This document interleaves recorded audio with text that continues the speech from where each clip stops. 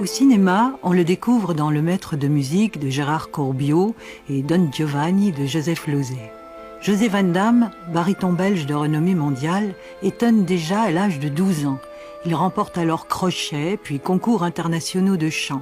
À 20 ans, il est engagé à l'Opéra de Paris. Depuis, toutes les scènes le réclament. Il joue Don Juan, Falstaff, Escamillo, Wozzeck, Philippe II, Figaro. Une carrière à la mesure de ses qualités vocales et humaines. C'est au Théâtre Royal de la Monnaie de Bruxelles que nous le retrouvons en pleine répétition. Voilà, la comtesse. Figaro bello. Colorazione minuti. Cervello.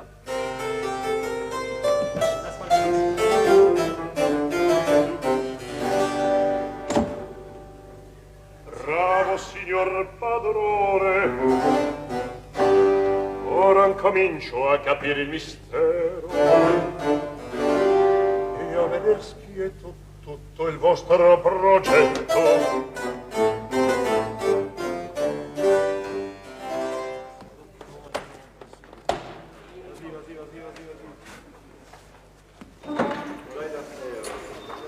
José Van Damme, bonjour. Bonjour.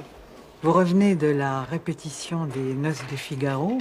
Alors ça, c'est un rôle que vous connaissez très très bien, Figaro. Ah oui, ça c'est un rôle que je connais bien parce que je crois que c'est probablement le rôle que j'ai chanté le plus dans ma carrière actuellement. Et quand vous dites le plus, j'ai lu 350 fois à peu Un près. peu plus de 350 fois, oui. Je dois arriver autour des 400, mais je ne compte pas vraiment. Mais c'est un rôle qui continue à vous fasciner quand même, un personnage qui vous fascine. C'est un rôle extraordinaire et ce qui est intéressant dans ce genre de rôle, c'est que même au bout de 350, 400 fois, chaque fois qu'on le rechante, on retrouve des choses nouvelles à mettre en valeur et c'est ça qui est intéressant parce que si on chantait un rôle même 20 fois et que c'était 20 fois exactement la même chose, ça devient lassant. Vous avez aimé, je crois, la mise en scène de Streller qui avait été faite à Versailles. Pourquoi? Parce qu'il avait la même optique que vous sur Figaro? C'est-à-dire, ça aussi parce que c'était en 73 et je chantais Figaro depuis quelque temps, et notamment en Allemagne. Et très souvent, j'avais des metteurs en scène qui me disaient, ou des chefs d'orchestre qui me disaient, ton Figaro c'est très bien, tu chantes bien, mais il n'est pas assez drôle. Alors je leur répliquais que dans l'opéra, au bout de 5 minutes, Figaro apprend que le comte veut coucher avec sa future femme. Je ne trouve pas ça très drôle. Et donc, justement, quand j'ai parlé avec Streller, il m'a dit, mais Figaro est un rôle dramatique, c'est-à-dire dramatiquement humain. C'est un homme qui essaye de sauver son bonheur et bon, il essaye avec ses armes, c'est-à-dire l'ironie, la ruse, mais c'est toujours une chose dramatique dans le fait qu'il a peur pour son futur ménage et ça n'est pas drôle du tout. Quoi. Donc, et là, son point de vue était égal au mien et on s'est très bien entendu. Et en plus de ça, sa mise en scène était fantastique et c'était vraiment un des grands souvenirs de ma carrière. J'avais lu que vous disiez Figaro, c'est un personnage qui a 30 ans maximum, oui. Et pas 50. Alors moi, je ne le jouerai sans doute plus très longtemps. Vous avez cette impression maintenant? Vous croyez pouvoir le laisser tomber? En principe, c'est la dernière fois que je vais chanter Figaro ici à Bruxelles, parce que justement, j'ai commencé il y a plus de 20 ans, et c'est un homme qui a, disons, entre 25 et 30 ans, et que je vois mal un homme Naturellement, avec le maquillage, on peut faire beaucoup de choses, mais disons que pour moi, psychiquement, je crois que Figaro doit être plus jeune que je ne le suis. Moi, actuellement, j'ai 50 ans, donc ça suffit. En plus, sur un ordre plus pratique, disons que j'ai un calendrier maintenant qui va jusqu'en 95, et que jusqu'à 95, je ne chante plus Figaro. À partir de 95, je veux chanter beaucoup moins d'opéra parce que je veux me consacrer plus à la mélodie et à l'enseignement. Et donc, de ce fait, je crois que cette production-ci sera la dernière. On ne peut jamais dire Fontaine, je ne boirai pas de ton eau, mais je crois quand même que ce sera la dernière fois. Alors, le premier grand rôle que vous ayez eu, c'est Escamillo, dans Oui, Carmen. oui, C'était à Paris, c'était à Paris, oui. en 64, et vous y 64. étiez déjà à cet opéra de Paris depuis 4 ans. Depuis 4 ans. Mais vous ne vous y sentiez pas très bien, je crois, depuis 4 ans. C'est-à-dire que bon, je suis rentré à l'Opéra de Paris, j'avais 20 ans, donc j'étais très très très jeune, parce que 20 ans pour un chanteur, c'est vraiment très jeune. Et je suis rentré à l'Opéra de Paris en tant qu'étranger, parce que il y avait des clauses très assez sévères. Donc la troupe de Paris était composée de chanteurs, surtout français et internationaux, mais d'expression française. Il fallait d'expression française. Et donc les étrangers pouvaient être engagés, mais pour chanter des premiers plans. Comme j'étais très jeune, j'ai refusé les premiers plans, Comme pendant Méphisto. 3-4 ans, Méphisto notamment. Et ce n'est qu'au bout de 4 ans, quand j'ai fait le concours de Genève, que je suis revenu du concours de Genève, et comme je l'avais gagné, à Paris, on m'a dit, tiens, il serait temps peut-être que tu chantes un premier rôle, et j'ai demandé de faire Escamillo. Et donc c'est Escamillo que j'ai chanté, qui est le premier grand rôle que j'ai chanté à l'Opéra de Paris. C'était un peu dur quand même, ces premières années comme ça. Vous gagnez, j'ai lu, 1000 francs français par mois. Oui. C'était pas énorme, hein? Non, c'était plus 1000 francs à cette époque-là qu'aujourd'hui, mais disons, j'étais à l'hôtel, les premières années j'étais à l'hôtel et je payais 650 francs pour l'hôtel et il me restait 350 francs pour vivre, mais ce ne sont pas de mauvais souvenirs. Alors, on va voir une de ces scènes de Carmen, voilà. Ça, c'était à... Ah, c'était à Berlin. On vous voit là. Ça c'est à Berlin, oui. Avec en arrière-plan mon fils, là. Tom, C'est à gauche, il y a Tom, oui, qui avait à l'époque, 12-13 ans, quelque chose comme ça. en 79, il avait 13 ans. Et aujourd'hui, donc, on fait le calcul. Il a va avoir 26 ans. 25, Il a 26 26 ans. ans. oui. C'est Il est vrai, devenu plus grand. c'est vrai qu'il a envie de changer, de chanter. De chanter. De chanter. Changer, il a changé, mais Sûrement. Chanter comme son il père. a envie de chanter, oui, mais il a fait des études d'informatique, donc computer, autre chose. tout ça, en Amérique. Et il a envie de chanter, mais peut-être pas professionnellement. Il a envie de, comme hobby, il veut faire du chant et du théâtre. Mais il a hérité un peu de Il a une votre belle voix. voix. Il a une belle voix, oui. Mais une belle voix ne suffit pas. Il faut avoir un tas de choses à côté. Surtout l'envie. C'est le feu sacré, ce qu'on appelle le feu sacré, ça Il c'est n'a une pas. chose. Je ne sais pas. Peut-être. Mais ça ne sait pas encore. C'est encore une petite flamme. Disons qu'elle deviendra peut-être plus grande, mais il a le temps. Il est jeune encore. Mais il y a eu toute une époque où vous ne l'avez plus beaucoup vu. Est-ce que vous n'avez pas un peu sacrifié cette vie familiale à la vie professionnelle au début de votre carrière? Oui, c'est-à-dire que ça, dans notre métier, malheureusement, c'est une chose. Il arrive un moment où, si on veut faire une carrière, il faut sacrifier beaucoup de choses. C'est-à-dire si ce côté que j'aime, moi j'aime d'être à la maison et la plupart du temps, on est, disons, entre 10 et 11 mois par an, on est dans des hôtels, dans des avions, dans des trains, dans des restaurants. C'est l'envers de la médaille, disons. Il y a beaucoup de gens qui me disent « Ah, que tu fais un beau métier, tu voyages. » Mais c'est terrible parfois de voyager quand on est forcé. Alors le métier en soi, c'est très beau quand on est sur une scène et qu'on chante ou qu'on répète. Ça, c'est agréable. Mais tous les à côté, c'est beaucoup moins rigolo et beaucoup moins agréable. Alors avec mon fils, naturellement, le fait aussi que d'un premier mariage, j'avais divorcé de sa mère et ça n'a pas arrangé les choses. Mais actuellement, on s'entend très bien, on est très copains et je trouve ça très bien. On va vous voir à peu près à l'âge où on montrait Tom à 12 ans. Vous vous appelez Joseph à ce moment-là. Oui. Joseph Van Je Damme. m'appelle toujours Joseph d'ailleurs. C'est vrai, même vous vous faites appeler José quand même. Oui, mais mon vrai nom c'est Joseph Van Damme et j'ai enlevé les 2 dernières lettres de Joseph et les 2 Raccourcir. dernières. Voilà. Alors vous êtes là, Voilà, je suis très là. sérieux, en train de Ah chanter. ouais, là. je faisais un concours là. Vous faisiez que j'ai beaucoup gagné. de crochets. Des ça. crochets, oui, on appelait Oui. ça des crochets à l'époque. C'est comme ça un peu quand on a découvert que j'avais une voix, je chantais à des fêtes enfantines, à la fête des mères, des fancifères, on appelait ça, des fancifères aussi. Et Mais puis, dans une chorale quand même aussi. je chantais avec une chorale, mais je n'ai jamais chanté dans une chorale. J'étais toujours soliste. Et j'ai fait quelques concours comme ça. Ici aussi, il faut quand même qu'on parle de ce livre qui vous est consacré aux Oui. éditions du Culot, écrit par Michel Frisch. On y trouve tous une mine d'or pour moi Ah oui. pour préparer Oui, une oui. émission, croyez-moi. Même pour moi, parce que Michel...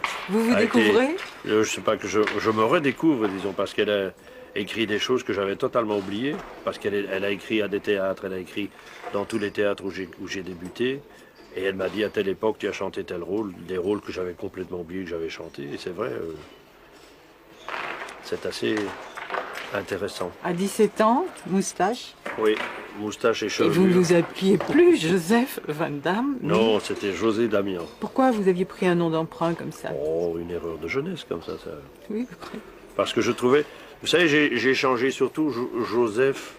Aujourd'hui, je trouve que c'est un beau nom. Mais à l'époque, je n'aimais pas. Et je crois qu'il y a beaucoup de gens qui ne sont pas heureux avec le nom qu'ils portent. Et Joseph, ici à Bruxelles, ça faisait Joseph, naturellement, une fois. Et c'était pas beau. Joseph Van Damme, je trouvais ça assez ingrat un peu. Et puis José Van Damme, ça faisait plus... bon.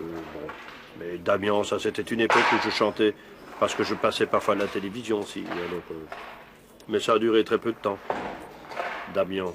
c'est une époque où vous vous intéressiez très fort au sport encore, non? Oui, mais je Foot. m'intéresse toujours au sport.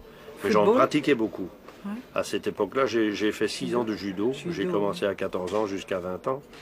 Et puis je faisais du vélo, je faisais du football, je faisais de la natation, de la course à pied quand je courais derrière les filles. J'allais Voilà, dire, voilà. plusieurs fois j'ai lu que vous vous intéressiez quand même fort. Ah oui, Mais quand c'est même. rassurant. Bah oui, c'est bon pour la santé de toute façon. Là, sur le petit écran vidéo, José Van Damme, on va voir quelqu'un que vous aimez bien et qui vous a connu quand vous aviez à peu près 12-13 ans. C'était une voisine, une très proche voisine, Agette. Mais c'est Madame Erat. Dans le quartier, on l'appelait déjà le petit Caruso. Mais moi, je ne l'avais jamais vu. Je ne l'avais jamais vu. Ses parents habitaient juste en face. La maman était coiffeuse, avait un joli salon de coiffeur. Et le père était menuisier. Je fais mes courses de ménage. Et le gérant de chez Deleuze me dit, mon Dieu, Madame Erat, vous devriez vraiment vous occuper du petit qui habite ici en face et qui chante et qui aimerait tant apprendre la musique. Et je dis, ah, mais je ne le connais pas. Et puis je vois le gérant qui regarde derrière moi et dit, oh, ça c'est fort. Le petit Joseph rentre. Et je me retourne et c'était notre rencontre. Alors je me suis adressée au petit et j'ai dit, est-ce que tu veux apprendre le piano? Oh oui, madame, oh oui. Je dis, bien, j'ai pris rendez-vous et ça a commencé comme ça, sur ce piano-là. C'est formidable. Au premier rendez-vous que j'ai pris avec lui, il est venu, mais je lui avais demandé de prendre ses partitions de chant et je me suis mis au piano pour qu'il chante avant sa première leçon de piano. Moi, ça m'intriguait, hein. Et alors, il s'est mis à chanter. Tout de suite, j'ai été tellement bouleversée. Il y a tant d'années, hein, eh bien, c'est comme hier. Je suis toujours encore bouleversée. Et j'ai senti, évidemment, que j'avais une responsabilité. Ce gosse était extraordinaire. Aussi, son comportement, il était pas arrogant, sûr de lui, bien campé sur ses petites jambes, très, très calme. Il se dit timide. Vous le trouviez Oui, timide? si. Mais justement, une assurance de quelqu'un qui est heureux de vivre, mais bien regardant droit dans les yeux, comme maintenant. Il est resté comme il était. Alors évidemment, moi, je me suis précipitée sur le téléphone. J'avais la chance de connaître l'éminent professeur de chant qui est Frédéric Anspar. Et non seulement il était très très bon musicien, très bon professeur, mais un côté humain qu'il fallait pour José, hein, pour le petit Joseph. Parce qu'il ne veut pas que je l'appelle José. Hein. Encore maintenant? Non, il ne veut pas. Madame Erat, je suis Joseph pour vous. Alors... Mais vous le suivez encore? Vous allez le voir chanter sur scène? je ne fais que ça.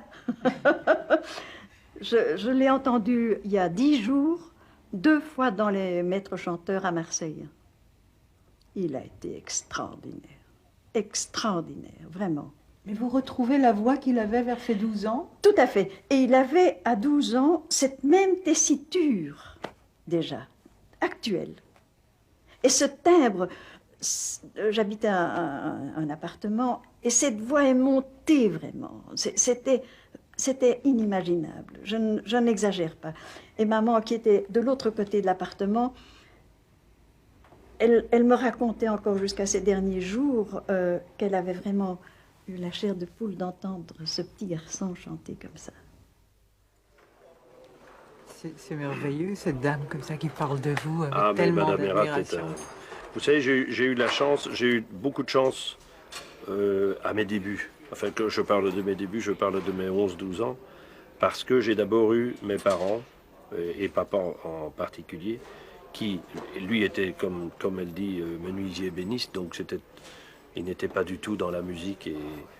Et dès qu'il a senti en moi cette fibre musicale s'éveiller, il m'a aidé, il m'a poussé dans cette direction, en me disant, bon, 2 ou 3 ans après, j'étais au lycée, et il savait très bien que je sortais du lycée à 4h30, et à 5h, 5h30, j'étais à l'école de musique jusqu'à 9h du soir. Il y avait une des 2 choses qui devait pâtir de cette rivalité, disons. Et il m'a dit, bon, si tu t'arranges au lycée pour passer, pour pas devoir doubler, mais si tu fais de la musique, tu dois la faire à fond, ce que j'ai fait. Et papa, lui, il m'a permis de faire ça. Il est malheureusement mort quand j'étais au conservatoire. Je suis rentré au conservatoire au mois d'octobre. Il est tombé malade en décembre, en avril il est mort, et 2 mois après j'avais mon premier prix au conservatoire de Paris. Mais vous avez hérité quand même de ce calme aussi. Oui, papa était connu pour son calme et pour sa bonté. C'était un homme généreux, bon, et il était très... Et quand il avait quelque chose à vous dire, il vous le disait calmement, mais toujours simplement. C'était un homme assez remarquable. Et alors j'ai eu ce triumvirat, je dirais, de professeurs qui sont vraiment les bases de ma future carrière. C'est Madame Hérat, avec qui j'ai fait du piano. Et grâce à Madame Hérat, quand même, je peux aujourd'hui déchiffrer une partition tout seul, ce qui est quand même assez extraordinaire. J'ai eu Frédéric Anspach pour le chant. Ici, il y a une photo de lui. Oui, que j'ai d'ailleurs aussi, amusant, qui est dédicacée. Il vous dédie ça, il dit en espérant que vous deveniez un grand chanteur. Voilà. Formidable. Oui, oui. Il y a eu M. Anspach et il y a eu une 3e personne qui était Mme Calonne, qui était un professeur de solfège. Oui. Et donc, si vous voulez, ça a été une très grande base pour moi. Et c'est de ce fait que quand je suis rentré au conservatoire, après ma mue, j'ai fait 2 ans d'académie de musique à Saint-Josse avec M. Anspach toujours. Et quand je suis rentré au conservatoire, j'ai eu mon premier prix en 1 an. Parce que puis vous avez une succession de prix incroyables. Oui, après ça, j'ai fait mon service militaire quand même en bon belge. Oui, c'est vrai qu'on n'en parle jamais. Oui. C'est quand même grâce à ces différents concours, ou tout au moins à certains, qu'on vous a repéré et qu'on vous a demandé d'auditionner pour l'Opéra de Paris. Grâce au concours d'Aimé Mortimer, oui. Et il y avait le directeur artistique de l'Opéra de Paris à l'époque, c'était Gabriel Dusurget, qui est venu, qui était membre du jury à ce concours, qui m'a demandé d'auditionner à l'Opéra, et c'est comme ça que je suis rentré à l'Opéra de Paris. Après, en 64, j'ai refait le concours de Genève, parce que j'avais eu un petit incident de santé, parce que, toujours comme j'aimais le sport, je jouais dans l'équipe de football de l'Opéra de Paris. Et un jour, ça existait à l'époque. Et on avait fait une rencontre de football au mois de novembre contre l'équipe de la télévision, où il y avait notamment Jean Bobet, Chapat et compagnie. Et j'avais joué au football avec l'équipe. Et après ça, on avait fait une partie de pétanque. Et je ne m'étais pas changé, ce qui fait que j'avais fort transpiré. Et j'ai pris un froid monstrueux. Et j'ai eu tellement fort que j'ai eu une paralysie du nerf récurrent, ce qu'on appelle. Et j'avais donc une corde vocale qui ne vibrait plus. Et ça a duré à peu près 6 mois. Je parlais comme ça. C'était inquiétant, oui. Mais tout le monde s'inquiétait, sauf moi, parce que j'étais sûr que ça allait revenir. Et au bout de 6 mois, c'est revenu. Et alors, je voulais me tester. J'ai dit, bon, comme j'ai eu ce petit incident, je vais voir si la voix est de nouveau en ordre. Et j'ai fait le concours de Genève. Donc là, ça m'était arrivé en novembre 63. Et en avril 64, j'ai recommencé à chanter. Et 2-3 mois après, j'ai fait le concours de Genève, que j'ai gagné aussi. Et là, Herbert Graff, le futur directeur de l'Opéra de Genève, m'a entendu, m'a engagé à Genève, donc j'ai quitté Paris pour Genève. Et Vous avez appris beaucoup à Genève aussi en j'ai 2 appris ans. beaucoup de choses à Genève, surtout scéniquement. Ouais. Surtout scéniquement. Il y avait un homme là qui s'appelle Lotfi Mansouri, qui est actuellement directeur de l'Opéra de San Francisco, qui m'a pris en main scéniquement et qui m'a inculqué vraiment les choses essentielles et nécessaires aux comédiens lyriques que nous devons être. C'est lui qui vous a dit tu dois faire exploser sur scène tout ce que tu t'efforces de retenir et de refouler dans ta vie. Voilà. Vous exactement. retenez beaucoup dans votre vie, non? Vous avez beaucoup de retenue comme ça. Oui, je suis. Vous savez, je suis comme mon père. Hein, j'ai la réputation d'être calme. Ce que je suis, je crois que extérieurement je suis calme, mais intérieurement très souvent Bouillonne. ça bouillonne. C'est Hein, vrai. ça ne se voit pas, mais alors après, disons que la scène est un exutoire un peu et c'est bon. Je crois que c'est bon. Pour moi, une fois que je suis en scène, je perds ma timidité. Je fais en scène ce qu'on me demande de faire. Vous êtes quelqu'un d'autre, de toute Parce façon. que je suis quelqu'un d'autre. Et parce que c'est mon métier. Ça fait partie de mon métier, de ma profession. José Van Damme, si je vous cite 3 noms de personnages que vous avez tenus, dont vous avez tenu le rôle, j'aimerais bien que vous me disiez celui qui vous a paru vraiment le plus difficile. Wozzeck, le Hollandais ou Hans Sachs? Le plus difficile, c'est Wozzeck. Oui. Oui, Et pourquoi Wozzeck? On va vous montrer quand même dans Wozzeck. oui, Voilà. oui. C'était pas sur le plan vocal que c'était difficile. Non, sur le plan, disons, sur le plan psychique, sur le plan... Vous savez, quand on chante à l'opéra, on essaye de se mettre dans la peau du personnage. Vous, surtout. Et moi surtout, oui. Et la peau de Wozzeck n'est pas une peau très agréable, disons. C'est un personnage très torturé. Et la difficulté, si vous voulez, dans Wozzeck, c'est que c'est un homme qui, progressivement, entre un peu dans la folie. Et c'est un homme très simple, rustre même, je dirais un peu, mais qui est soldat et qui a une chose dans sa vie qui compte, c'est Marie, donc sa compagne et son enfant. Et il fait tout pour elle. Il est à l'armée, il doit faire les sales corvées, passez-moi l'expression, mais il reçoit des coups de pied au cul et il prend tout. Il fait tout pour ramener de l'argent à sa compagne et à son enfant qu'il aime. La seule chose pour lui, la seule clarté dans sa nuit, dans cette vie, la nuit qui est cette vie de Wozzeck, c'est Marie et son enfant. Et au moment où il se rend compte qu'il perd ça, il devient fou, il la tue et il se tue lui-même. Et c'est terrible sur le plan humain. Enfin, et c'est pour ça, pourquoi Jouer Wozzeck... la folie, c'est éprouvant. Oui, et puis cette douleur aussi de cet homme qui perd tout comme ça, tout ce qu'il a, parce qu'il n'a que ça finalement. Hein. Vous le Et- reviviez à chaque fois, cette douleur?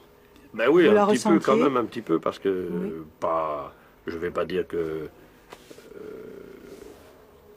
je la ressentais vraiment, mais disons que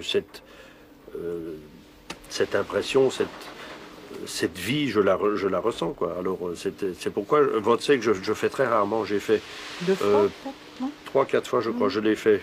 J'ai fait Wozzeck à New York, à Londres. Je l'ai fait ici. Je crois que c'est tout. 3 ou 4 fois. Et parce que je m'investis trop dans ce rôle. Et je m'investis dans tous les rôles. Mais disons que celui-là, le Hollandais, c'est un mythe. C'est un peu un mythe, le Hollandais. Donc, on peut... c'est très humain aussi. On vous reconnaît pas, là. Non, on dirait Léo Ferré, là. Hein. C'est vrai, un petit peu. Ça, c'était la mise en scène de Paris, de Ribert. Et le Hollandais, c'est un rôle dramatique, mais qui est autrement dramatique, moins vrai que Wozzeck. Wozzeck est un rôle tellement vrai qu'on s'investit, que je m'investis peut-être trop dedans. Le Hollandais, c'est, comme je disais, un mythe. Et Hans Sachs est un rôle que j'adore aussi. C'est peut-être celui que je préfère parce que sur le plan humain, il est bon, il est compréhensif, il essaye d'aider son prochain. C'est ça, les maîtres chanteurs. Voilà, les maîtres chanteurs, ouais. Ça, c'était Ce sont de... c'est la production de Bruxelles ici. 5 qui était heures, très belle. 5 heures sur scène quand même à peu près. Oui, non? oui. Très éprouvant aussi. C'est très non? éprouvant, mais c'est moins éprouvant que Wozzeck parce que c'est beaucoup plus lyrique et beaucoup plus calme. Sachs est un homme calme qui aussi est secrètement amoureux d'Eva, mais enfin disons que c'est un tout autre caractère que Wozzeck. Il est fort, il est faible par moments. Il est fort, c'est plutôt un homme fort, Sachs. Il est fort, il lutte contre soi-même, contre ses sentiments, mais c'est un homme plutôt fort, Sachs. Ouais. Mais j'ai lu qu'il y avait presque une osmose qui s'était créée entre le personnage et vous. Vous vous sentiez tellement proche de lui? Ah, ce n'est pas moi qui ai écrit ça, de toute façon. Mais... C'est pas vrai? Vous n'avez jamais ressenti cette osmose avec Sachs, non? Si, je crois que Sachs, c'est un peu un caractère... naturellement, quand on interprète un rôle, il y a une similitude entre l'artiste qui l'interprète et le rôle interprété. Mais disons que je me sens très proche de Sachs. Je me sens plus proche de Sachs que de Wozzeck. Mais peut-être que c'est justement l'effort que je dois faire pour être proche de Wozzeck qui me coûte plus que celui de Sachs. Mais j'ai eu l'impression, en lisant tous les rôles que vous aviez tenus, qu'à chaque fois, vous essayez de trouver ce qu'il y avait de bon dans le personnage que vous deviez interpréter. Même si c'était un personnage un peu démoniaque comme le Hollandais, eh bien, vous lui trouvez quand même du positif à chaque fois. Oui. Vous avez besoin peut-être aussi. Peut-être, mais le Hollandais, vous savez, on dit le rôle démoniaque du Hollandais. Je ne trouve pas que le Hollandais est démoniaque. Il a vendu... Enfin, disons qu'il a vendu son âme au diable, mais c'est pas pour ça qu'il est devenu diable. C'est un homme qui souffre et qui, on lui dit pendant 7 ans tu vas voguer sur les mers et tous les 7 ans tu peux venir à terre. Il en souffre de ça. C'est un homme toujours. Sans ça lui serait égal. Et même quand je fais Méphisto, des rôles de Méphisto, par exemple, bon, Méphisto n'est pas humain, c'est un dieu du mal, mais c'est quand même un dieu. Mais c'est pas le côté méchant de Méphisto qui m'intéresse, c'est le côté l'ironie, le côté presque humain de Méphisto. Il y a des humains qui sont méchants. Vous essayez toujours de comprendre pourquoi ils font ce qu'ils font. Et... Oui, il faut essayer. Je trouve que si c'est vraiment venir pour faire des grimaces avec des cornes et dire je suis Méphisto, ça n'a pas d'intérêt. Dans le Hollandais, il y avait une interprète que vous aimiez particulièrement. Je sais que la version que vous préfériez, je crois que c'était celle de Berlin en 81. Oui. Et je me suis dit que c'était peut-être parce qu'il y avait Hildegard Behrens. Non. Oui. Elle est belle, en partie. Mais elle a fait la production de Paris avec moi aussi, que j'aimais moins. Oui. Quand on joue des rôles, que ça soit le Hollandais, que ça soit Anne Sachs, que ça soit Figaro, la partenaire est importante dans Figaro. La Suzanne est une chose importante. Mireille Lafreni. Mireille Lafreni était fantastique. Ma Suzanne, vous dites. Oui, parce on a des préférences, je suppose. C'est avec elle qu'on a fait la mise en scène de Strehler aussi. C'était une chose importante. Mais ici aussi, j'ai une très bonne Suzanne dans la production de Bruxelles et c'est très agréable. J'ai eu parfois comme je l'ai fait 400 fois et je le faisais notamment à l'Opéra de Berlin où on l'avait au répertoire, donc on faisait 2-3 spectacles, puis on arrêtait pendant 1 mois ou 2, on reprenait 2-3 fois, avec 1 ou 2 jours de répétition. Et on a eu beaucoup de Suzanne qui se succédaient, et il y en avait des chanteuses avec qui on avait moins de contact. Hein. C'est moins agréable quand même. C'est sur le plan humain ou c'est sur le plan vocal que vous jugez votre partenaire? Oh, je crois que c'est plus sur le plan humain. Vocal, quand on peut rien y faire de toute façon. Si elle chante mal. Si elle chante mal ou bien ou faux, ça arrive, on peut rien faire. C'est gênant. Vous donnez des coups? Non, ça non. Mais c'est gênant, mais on ne peut rien y faire. Mais sur le plan humain, c'est beaucoup dire, disons, de sympathie, la sympathie, le courant qui passe entre deux personnages. Mais j'ai quand même l'impression que vous n'auriez jamais pu partager votre vie qu'avec une musicienne ou qu'avec une chanteuse. Vous l'avez dit tout à l'heure, vous avez été mariée une première fois. Je crois que Flore, c'est comme ça qu'elle s'appelait, était pianiste. C'est ça, oui. Et peut-être qu'elle faisait du chant aussi, oui. Votre deuxième mariage, je ne sais pas. C'était une chanteuse. Voilà. Et maintenant, Christiane, c'est aussi une pianiste. Oui, Christiane était chanteuse. Oui, Nous nous sommes rencontrés.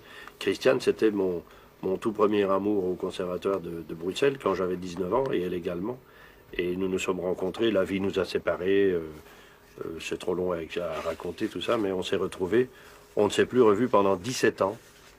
Et on s'est revus au bout de 17 ans, ici au Théâtre de la Monnaie. Pas sur scène. Non, presque, parce que je répétais Don Juan. C'était en 76, j'étais venu faire Don Juan. Et à une répétition, elle est venue dans la salle, là en bas. Et c'est là qu'on s'est retrouvés. Pendant 17 ans, on ne s'était plus vus. Et puis au bout de 17 ans, je l'ai retrouvée, puis j'ai directement su que c'était elle. Et à ce moment-là, elle vivait... elle avait divorcé, elle ne s'était pas remariée. Et puis on a décidé de vivre ensemble et on est toujours du même avis aujourd'hui. Malgré que pour elle, la vie n'est pas facile parce que je te parlais tout à l'heure de mon métier, qu'il est difficile, mais je crois que pour la femme d'un chanteur, c'est difficile aussi. Ou bien elle l'accompagne et elle mène cette vie de saltimbanque, mais avec beaucoup moins de... elle est beaucoup moins motivée que le chanteur, parce que moi je le fais parce que je vais chanter et que ça me plaît. Ou bien elle m'accompagne et elle ne fait rien à l'hôtel, ce qui est très embêtant, ou bien elle reste à la maison. Et là on a fait un partage comme ça qui est très bien. Quand je pars assez longtemps, elle m'accompagne pour la moitié de la période, et puis après elle rentre à la maison, parce qu'elle doit s'occuper de la maison aussi. Mais le résultat est qu'elle est souvent seule aussi, et ça n'est pas plus agréable pour elle que pour moi. Je voudrais revenir à l'opéra. Il y a un rôle que vous avez tenu qui était Saint-François d'Assise.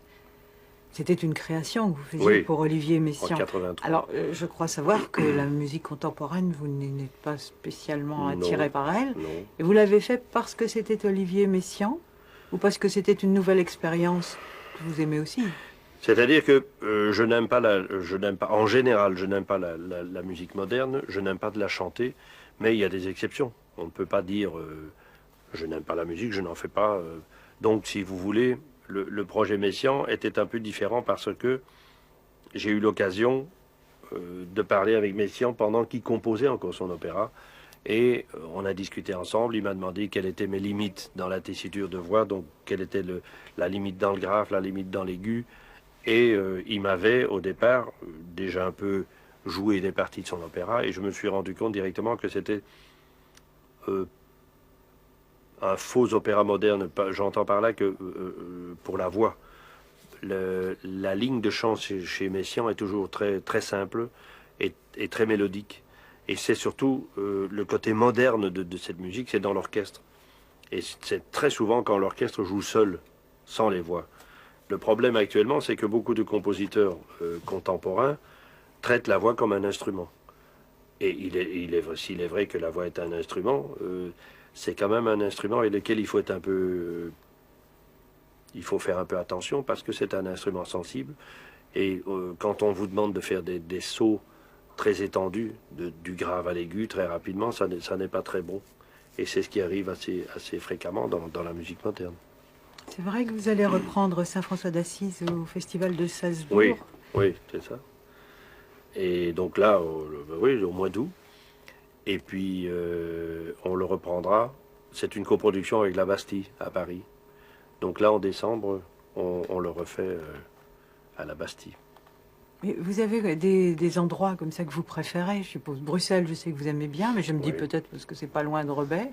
Et puis, il y a quand même eu Gérard Mortier. Oui, et c'est ma ville natale quand même, voilà. Bruxelles. Je suis né à Bruxelles et je me souviens quand je suis sorti du conservatoire à 20 ans, je ne savais pas la carrière que j'allais faire et mon rêve c'était de chanter à Bruxelles.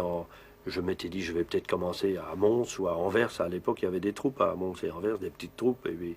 Et puis un jour, si tout va bien, je chanterai peut-être à la Monnaie. Et puis, bon, ça s'est développé mieux que je croyais. Mais pour moi, la Monnaie était toujours le lieu, parce que je me souviens quand j'avais, depuis donc l'âge de 13-14 ans jusqu'à quand j'étais au conservatoire, je venais souvent voir des spectacles ici. Et c'était quand même un endroit émouvant. C'est émouvant, la Monnaie, pour moi. Et ça l'est toujours?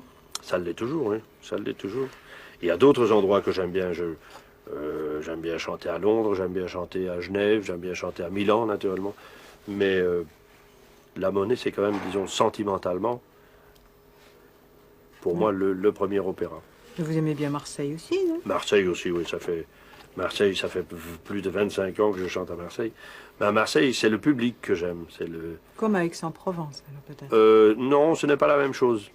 Aix est un festival, donc c'est un public plus international. Tandis que Marseille, c'est encore le vrai public d'opéra, de connaisseurs, intransigeants,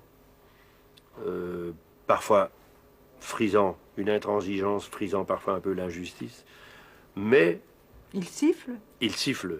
Oui, non, ça n'est pas vrai ce que je dis, ça n'est pas injuste. Le public de Marseille, quand il siffle, c'est que il y a quelque chose qui cloche. Je n'ai jamais entendu un chanteur qui chantait bien, qui s'est fait siffler à Marseille. Vous n'avez jamais été sifflé? Non, je touche du bois. Mais il est certain que il y a des chanteurs qui font plusieurs fois leur passage à l'Opéra de Marseille et qui sont connus parce que si c'est un ténor, parce qu'il n'a pas le contrut, et alors s'il rate son contrut, il se fait siffler. Et on peut, je ne vais pas citer de nom, mais il y a eu des grands chanteurs qui sont passés à Marseille pour des récitals et qui se sont fait siffler malgré leur nom. Ce n'est pas comme dans certaines villes où on vient précédé d'un nom et tout ce qu'on fait, eh bien, c'est gagné d'avance. C'est gagné d'avance. À Marseille, le nom ne suffit pas. Il faut prouver que ce nom qu'on a, on le mérite. Mais le sud de la France, surtout la Provence, vous aimez bien, non? Oui, j'aime beaucoup la Provence. Oui. J'aime bien le sud de la France. Ça, c'est ce qu'on voit de votre maison, C'est à ça. Saint-Rémy. Oui, ça c'est ce qu'on voit de... Oui, Ce sont les Alpilles. Ce sont les Alpilles, oui. Avec les cerisiers. J'ai 120 cerisiers, là. Avec des très bonnes cerises. Ah, c'est un beau coin. C'est Giono qui vous a fait aimer la Provence? Oui, j'ai lu beaucoup quand j'avais 16-17 ans. Malheureusement, actuellement, je n'ai pas tellement le temps de lire parce que j'ai beaucoup de travail et un peu... je culpabilise un peu quand je lis parce que comme j'ai beaucoup à faire, je me dis au lieu de lire, tu devrais prendre ta partition. Mais quand j'avais 16-17 ans, j'ai commencé à lire des livres. Mes premières lectures, c'était Frison Roche. Et après, je suis passé à Giono. Et Giono m'a fait aimer la Provence sans que je la connaisse. Et c'est vraiment un grand écrivain, et comme Bosco d'ailleurs aussi, qui sont des gens qui parlent de la Provence avec un tel amour qu'on est presque forcé de l'aimer. Vous vous sentez bien dans la nature aussi. Oui, je me sens très bien dans la nature. De toute façon, ici aussi, en Belgique, j'habite à la campagne. Enfin, nous habitons à la campagne, avec des chiens, des chats, des chèvres. J'avais envie de vous parler de Falstaff. Est-ce qu'on en parle? Vous aimez bien? Oui. Ou on parle de Don Juan tout de suite? Non, parce non, que je vois que le temps avance. Non, non, c'est bien. Falstaff, vous De aimez? toute façon, Falstaff, c'est Don Juan qui a vieilli. Ah bon? Oui. Moi, c'est quand même un personnage un peu rebutant. Et ça m'étonne que vous Ah, il ayez est pas toujours été rebutant. Je fasciné le trouve par pas lui. rebutant. Physiquement, déjà. Oh, ben il y a des gros qui ont du charme. Oui. Lui, il n'en a peut-être pas, mais... Et puis, il est un peu paillard, il boit, Oui, il oui. faut leur pardonner tout Ben au oui, mais c'est personnage. sûr. Mais je le trouve touchant, moi, Falstaff. Il a un côté ridicule. Il a un côté ridicule parce qu'on veut le ridiculiser. Mais c'est quand même un lord, c'est quand même quelqu'un qui a un passé et qui a une éducation. Je trouve que c'est un personnage très intéressant. Et il a quand même ce côté encore, ce bon vieux gros là qui tombe encore amoureux comme ça tous les 5 minutes. C'est assez touchant. Mais Et avant, je crois que justement si Don Juan ne mourrait pas à la fin de l'opéra en se faisant engloutir dans les flammes et dans la terre, s'il vieillissait, ce serait probablement Falstaff serait un ancien Don Juan. on va vous voir dans Don Juan. Ici. Oui, C'était à Bruxelles. ça c'était à Bruxelles. Donc ça c'est C'était la première fois que vous interprétiez Don Juan. Oui, c'était la Ici première au fois. TRM, Oui. ouais. Et c'est à l'occasion de ces spectacles-là que j'ai retrouvé Christiane, Christiane. qui est ma femme actuelle. Mais c'est amusant parce que dans Don Juan, vous avez d'abord été Mazetto, et puis Puis le les Porello, Et puis Don Juan. Ouais. J'ai fait ça dans plusieurs opéras aussi, dans Simon Boccanegra. J'étais d'abord Paolo, puis j'étais Fiesco, et après j'étais Simon. Mais c'est encore un personnage, Don Juan, qui est très éloigné de vous. C'est quand même quelqu'un d'extraverti, comme vous n'êtes pas, je Oui. crois. Vous avez l'impression que vous devenez de plus en plus extraverti? Je crois, oui. Extraverti est peut-être un grand mot, C'est peut-être mais aller loin, oui. je sens quand même que je me sens de plus en plus à l'aise, pas devant une caméra naturellement, mais en dehors de ça, je crois que je m'ouvre plus, disons. J'étais un peu personnage un peu bloqué, un peu, surtout dans le privé, C'était dû à quoi? à ma nature. Vous n'étiez pas Peut-être à très- ma timidité aussi, aussi à un très grand respect que j'ai toujours pour les gens, pour tout tout ce qui m'entoure. J'ai peut-être un trop grand respect. Et si par exemple quelqu'un dans mon entourage faisait une bêtise, ça me gênait de lui dire parce que je respectais sa décision ou son action et j'ai ça toujours. Hein, mais peut-être que c'est exagéré, je ne sais pas pourquoi, mais c'est, de toute façon, actuellement aussi dans le métier, j'ai pour consigne de ne donner mon avis que quand on me le demande. Si on me demandera rien, je ne dis rien. Et bon, c'est comme ça. C'est toujours vrai quand il y a un metteur en scène qui veut vous imposer des idées avec lesquelles vous n'êtes pas d'accord, vous essayez quand même. J'essaye, oui, c'est sûr. de- Et je l'ai fait l'année passée, par exemple à Paris, il y a eu une fameuse production des maîtres chanteurs au Théâtre du Châtelet qui a été critiquée, sifflée, huée. Et je l'ai faite. Là, c'était différent. Je n'étais pas du tout d'accord avec la conception, mais j'ai eu un certain respect pour ce metteur en scène qui est un metteur en scène qui a beaucoup travaillé sur cette mise en scène, mais qui s'est fourvoyé. Il était à côté de la question. Mais disons qu'au lieu d'aller à droite, il est allé à gauche, mais il a été carrément à gauche et il a beaucoup travaillé pour aller à gauche. Et de ce fait, j'ai Vous a pensé à un touché. certain moment, j'ai voulu quitter la production, mais comme je n'étais pas le seul, on était 4 ou 5 et les autres chanteurs m'avaient dit si tu pars, je pars aussi. Alors je me sentais un peu bloqué, je n'ai pas voulu saboter son travail, parce que si je partais, il y en avait 4 ou 5 qui partaient. Et à ce moment-là, la production était finie, quoi. Donc je suis resté, je l'ai fait. Je n'en ai pas été malade, mais ça a été ce qu'on appelle un flop. Mais bon, ça arrive dans la vie. Mais j'ai lu quelque chose que je trouve amusant. Vous dites que si un metteur en scène ou même un chef d'orchestre veut vous imposer des idées, mais qu'il persiste et que vous ne pouvez rien faire, qu'il y a quand même une possibilité de faire passer un autre message dans votre chant, de contourner un peu les intentions du metteur en scène. Donc vous trichez un petit peu, alors vous l'avez par la bande, quoi. Oui, mais parce que il est certain que si on travaille avec un chef d'orchestre ou avec un metteur en scène, on a quand même sa propre personnalité et sa propre responsabilité quand on chante un rôle. Hein. Et donc on peut tout en tenant compte d'un avis d'un metteur en scène ou d'un chef d'orchestre, on peut faire passer des choses qui sont nécessaires. Par exemple, dans cette mise en scène des maîtres chanteurs à Paris, il y avait quand même ce côté, on a gommé tout ce qui était drôle, tout ce qui était pour le metteur en scène, c'était un peu un hymne à la mort, les maîtres chanteurs, donc ça n'était pas très drôle. Mais quand même, l'humanité de Saxe, elle restait et j'ai quand même pu, disons, essayer de la faire passer. Malgré que c'était plus un zombie qu'un homme dans cette mise en scène, mais la musique reste, la musique est quand même... on n'a pas touché à la musique et ça, c'est quand même essentiel. On va parler un petit peu de cinéma. Oui.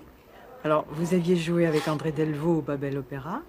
Et puis, il y a eu le fameux Don Giovanni, vous étiez le Paolo pour Joseph Losey. Oui. Et puis, il y a eu ce fameux maître de musique dont on a beaucoup parlé, le film de Gérard Corbiot. Et là, c'était vraiment un rôle de comédien que vous aviez quand même.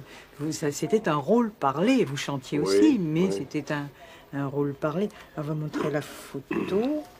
D'ailleurs, on vous voit là. On voit bien que c'est un rôle de comédien. Hein, Ah quand oui, même, là, hein. tout à fait. Hein, puisque je vais embrasser une jeune fille. C'est Anne Roussel, qui est Oui. Sophie.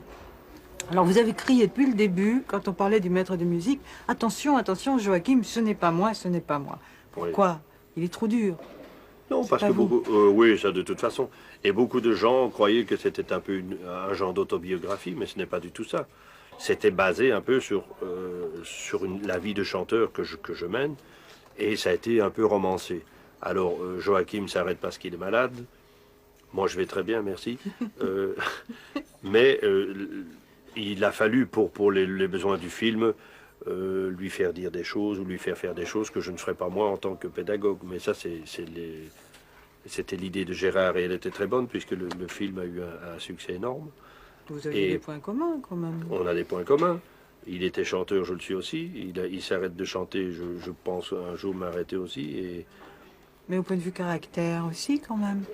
Il a l'air Oui. très fort, très serein. comme oui, je vous crois en que avez oui, mais je l'air. crois quand même que justement Gérard, me connaissant très bien, parce qu'après on a été quand même, on est devenus amis et il me connaît bien.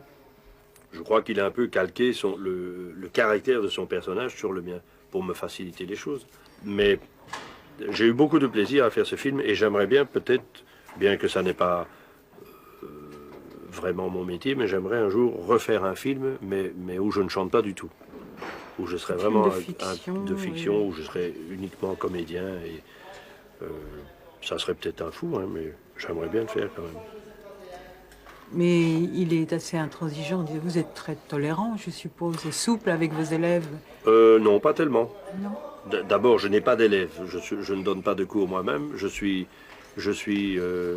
comment dirais-je, je surveille. J'ai un peu remanié les cours au Conservatoire de Liège et je surveille ça. J'ai pu, avec l'accord du ministère, choisir des professeurs et Vous y passez de temps en temps. j'y passe à peu près en moyenne une fois par mois, je passe voir comment tout fonctionne. Et je ne suis pas tellement tolérant avec les élèves, parce que je crois que on est arrivé aujourd'hui à une époque de trop grande tolérance, aussi bien avec les enfants qu'avec les élèves. Et je vois très bien quand j'ai institué des cours à Liège, où j'ai dit voilà, les élèves vont avoir, je crois qu'ils ont 16 à 17 heures de cours par semaine. Et on a dit mais ils vont pas être d'accord, ils sont enchantés. Ils sont enchantés. Je crois que aussi bien les enfants que les élèves doivent sentir à un certain moment une force. Hein, chez les enfants, par exemple, on dit actuellement les enfants doivent faire tout ce qu'ils veulent. Je ne crois pas que c'est vrai. Parce que, justement, l'enfant, et ça on le sent très bien quand on a eu des enfants soi-même, l'enfant recherche, il cherche son père et sa mère. Chercher dans le fait il essaye de les pousser à bout, quelque part. Et si on lui permet tout, il ne rencontre pas de force. Si tout à coup on lui dit maintenant ça suffit, et qu'il sait que ça suffit, il se rend compte qu'il y a une force, qui à ce moment-là ça lui fait pas tellement plaisir. Mais inconsciemment dans sa tête, il sait que cette force, s'il en a besoin lui pour l'aider, elle sera là. Et c'est la même chose avec les élèves. Je crois que les élèves, ce sont comme des enfants, il faut leur dire voilà, vous voulez chanter, c'est très bien, mais pour chanter, il faut faire ça, ça, ça et ça. Et si vous ne faites pas ça, vous ne serez pas chanteur. José Van Damme, on va voir et on va entendre surtout ce que deux de vos anciens élèves, entre guillemets, du Conservatoire de Liège pensent de vous en tant que professeur. Ah. Là, sur le petit écran. Je regarde, gare à eux. Florence Bonafous, vous avez quitté Paris pour venir suivre des cours avec José Van Damme à Liège. Mhm. Quelles sont les qualités que vous avez appréciées chez ce professeur? Je pense que c'est surtout des qualités humaines en fait. C'est vraiment quelqu'un de très très sympathique. Il est très à l'écoute. Il est vraiment. Il est très patient. C'est important, je crois, avec les élèves d'être très patient. Il est réceptif et. Il n'est pas un petit peu glacial, froid?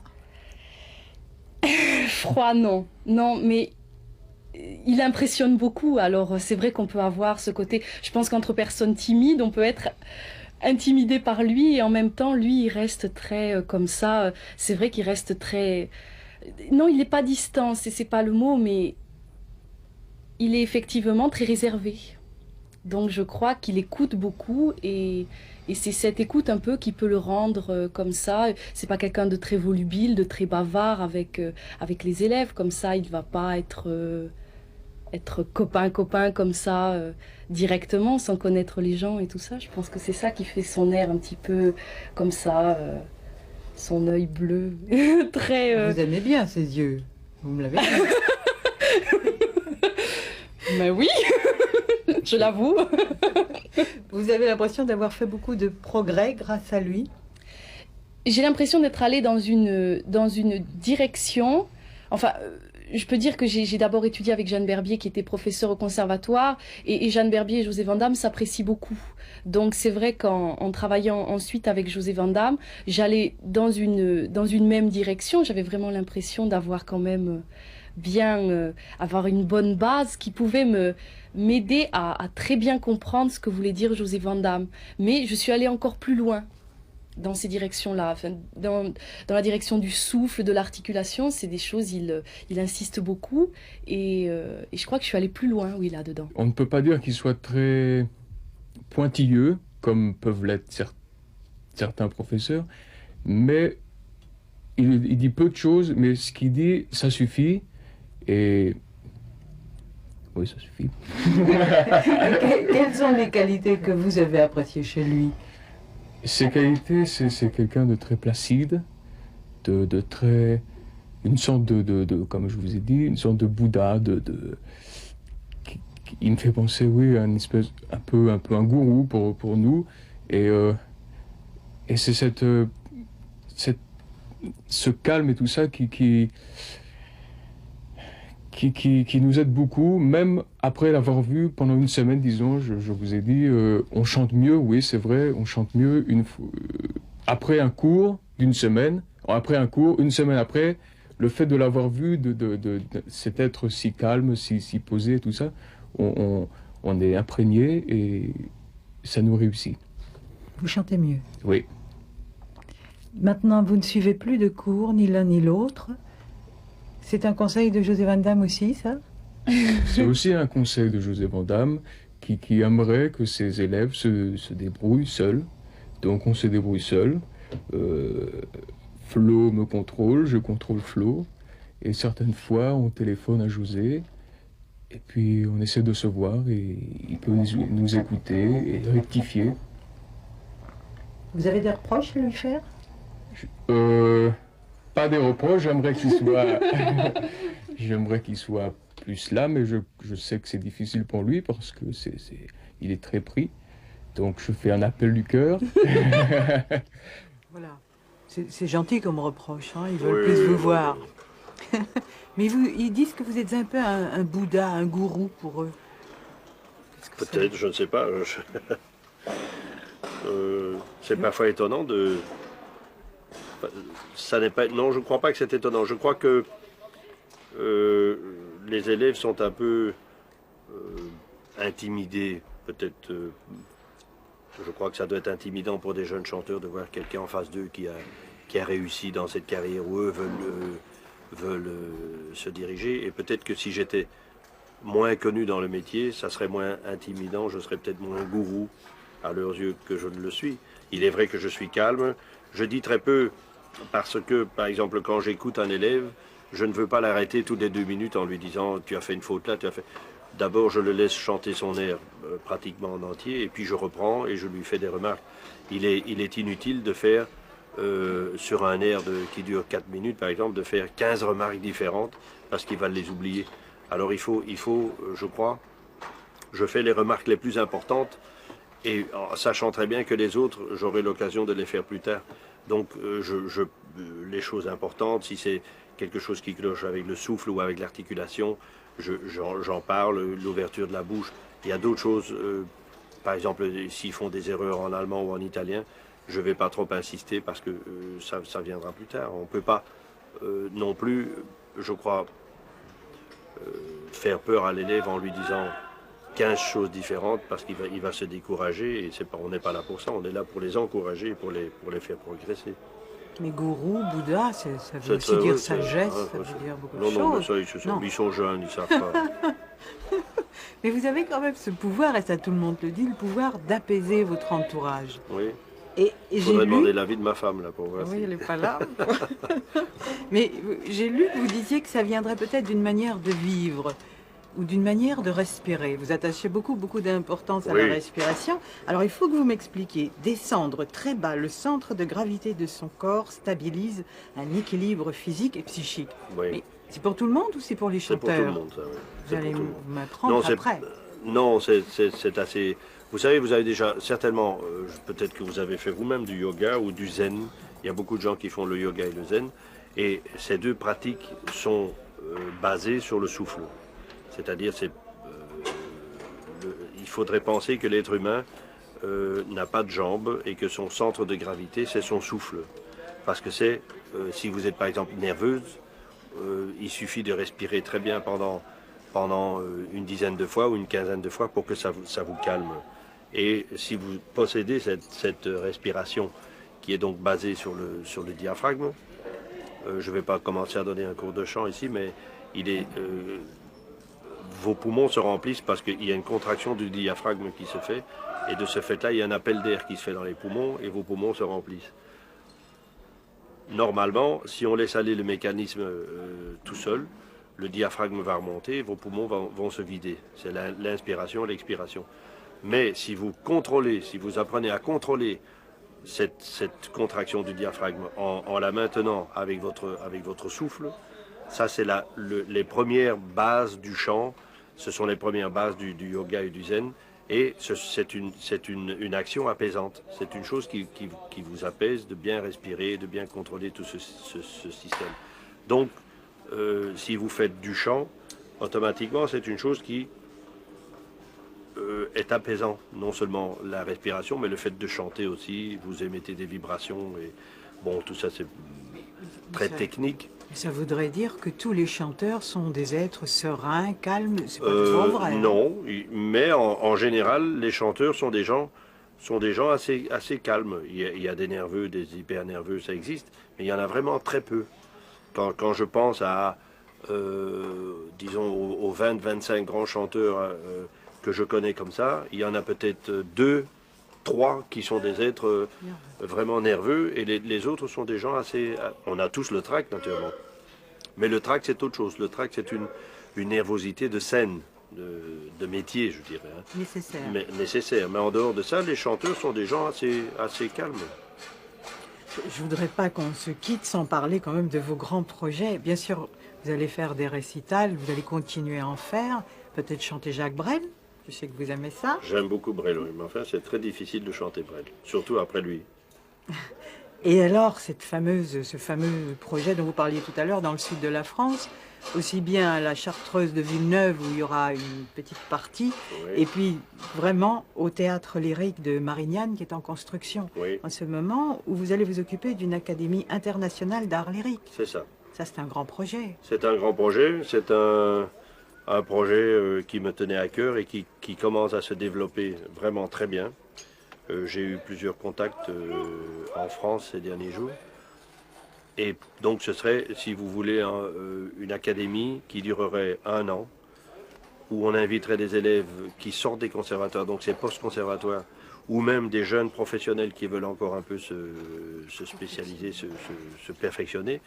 Et c'est basé sur des stages, c'est-à-dire que je demanderais à des gens avec qui j'ai chanté moi-même, qui ont fait une grande carrière et qui maintenant sont plutôt vers la fin de leur carrière. Je pense qui veulent arrêter de chanter. Je pense à des gens comme Nicolas Higueda, Christa Ludwig, Sentayo Rinak, enfin, des grands noms qui ont chanté, de travailler avec ces jeunes, et non seulement de travailler, mais aussi de les aider grâce aux connaissances qu'ils ont à travers le monde, les directeurs de théâtre, les metteurs en scène, les chefs d'orchestre, de pouvoir aider ces jeunes à faire les premiers pas dans la carrière. C'est une école qui remplacerait un petit peu, si vous voulez, ce qui manque très fort en France et en Belgique actuellement, ce sont les troupes. Et donc, si vous voulez, cette école que j'essaye de monter, cette académie, serait en sorte un peu un remplacement de ce que les jeunes peuvent apprendre en troupe. Et on finirait l'année académique par un grand concert où on inviterait des directeurs de théâtre, des chefs d'orchestre, des metteurs en scène, des impresaris, pour venir écouter ces jeunes. Ce qui fait que, si vous voulez, au bout d'1 an de stage, là, ces élèves chanteraient peut-être devant 150, 200, 300 personnes qui seraient intéressées au lieu de eux devoir aller auditionner dans plusieurs théâtres. Je crois que c'est une chose qui peut être intéressante. Et vous vous en occuperiez vraiment, hein, effectivement. Je m'en occuperai à partir de 95 à peu près, comme je veux arrêter beaucoup l'opéra et faire de la mélodie, et me consacrer un peu à aider ces jeunes. Quand vous aviez dit quand je serai au sommet de mes possibilités, je m'arrêterai. Ça veut dire que vous croyez que vous atteignez le sommet actuellement en pensant 94 ou 95 Le sommet de mes possibilités, c'est beaucoup dire. Disons que il arrive un moment dans la carrière, il est sûr que quand vous possédez une voix à un certain moment, votre grand capital, c'est votre voix. Après, ce capital devient un mélange de voix et d'interprétation et de personnalité. Et il est sûr qu'avec le temps, la voix, à cause du vieillissement physique, la voix est une chose qui ne peut pas rester intacte éternellement. Donc finalement, cette voix se transforme, devient parfois plus belle, plus pleine, mais il arrive un moment où il faut penser un petit peu, disons, à s'arrêter. Au déclin. Et au déclin. Et je pense que j'ai toujours dit, et j'espère que je me tiendrai à cette devise, j'aimerais bien qu'un jour les gens disent c'est vraiment dommage que Van Damme ne chante plus, que plutôt c'est vraiment dommage que Van Damme chante encore. José Van Damme, je vous avais demandé d'apporter un objet. Oui, vous y avez pensé. Oui, j'y ai pensé quand j'étais chez moi et aujourd'hui j'ai oublié. Vous êtes pardonné, vous êtes en pleine répétition, Oui. il y a beaucoup de choses qu'elle vous devait penser. Mais on peut savoir ce qu'était cet objet alors, même Oui, si on ne le voit pas. Cet objet, c'est une horloge, une montre de poche. Une montre de poche que ma femme m'a offert pour mes 50 ans et qui est une montre qui date de 1850, je crois, par là, et qui sonne les heures et les quarts d'heure. Et c'est une chose que j'aime. J'aime bien les montres bracelets, tout. J'aime beaucoup les objets. Les pipes. Les pipes, j'ai une collection de pipes. Les canapés. voitures, pour moi une voiture c'est un objet aussi. Les cannes, j'ai une collection de cannes. Enfin, collection c'est beaucoup dire, j'en ai pas des centaines. Mais... Les voitures, ça m'a toujours renversé quand j'ai lu que vous adoriez la vitesse. Ah oui, vrai j'adore la vitesse. Oui. Vous qui êtes si calme, si posé, si équilibré, vous aimez la vitesse. Oui, j'aime la vitesse, mais j'aime la vitesse sûre. C'est-à-dire, c'est un peu comme dans la vie. C'est bien de vivre avec des gens qui ont les pieds sur terre, mais de temps en temps faire des folies comme ça, mais de revenir sur terre. Ça, c'est intéressant. La voiture rapide, pour moi, j'aime les voitures rapides si elles sont sûres. J'avais apporté une photo parce que vous parliez de folie et j'avais envie de la montrer. Parce que je vous trouve drôle. Oui, ça, c'est... On vous voit toujours très sérieux souvent et là, Oui. franchement, on voit que vous pouvez être aussi autrement que... Ah, mais je crois que, vous savez, je suis connu par mes amis comme étant quelqu'un d'assez Ce sont drôle. vos amis. Là. Ça, ce sont mes amis. Vous avez c'est votre fan club, là. Oui, c'est ça. Ça, je raconte en 2 mots, c'est un ami qui n'est pas sur cette photo, mais qui est dessinateur, professeur de dessin, et qui est un caricaturiste extraordinaire. Et un jour, je lui avais dit, parce que je sais qu'il y a certains chanteurs que je nommerai pas, Moi, je qui mets en Amérique... Ruggero Raimondi, par exemple. Non. Il n'a pas fait de t-shirt? Ah, je ne sais pas. Lui, je ne sais pas. Alors, j'avais dit, tiens, un jour, tu vas faire un dessin, parce que j'ai une habitude, quand je chante parfois avec la bouche légèrement de travers. Je le sais, mais je n'essaye pas de corriger parce que c'est comme ça. Et alors je lui ai dit, tu vas faire un dessin où je chante avec la bouche de travers, ce qu'il a fait. Et alors quand j'étais en Amérique, il y a 2 ans, j'ai fait faire des t-shirts avec cette tête de travers et j'ai mis Van Damme fan. Et c'est une blague comme ça, mais tous mes amis ont ce t-shirt. Et... Ne jamais se prendre au sérieux. Quoi. Non, surtout pas. Il faut prendre son métier au sérieux, mais pas soi-même. Et l'amitié est aussi une chose à laquelle je tiens beaucoup. C'est une forme d'amour, et je crois que l'amour dans la vie des hommes est une chose très importante. On va se quitter. Merci de nous avoir accordé ce long moment, vous qui êtes tellement pris. Et bonne répétition, puisque vous retournez aux Noces de Figaro. Oui. Merci. Merci à vous. Au revoir. Au revoir. Madamina, il catalogo è questo delle belle che amo il padron mio, un catalogo è lì che ho fatino. Osservate, leggete con me, osservate, leggete con me. Italia 640.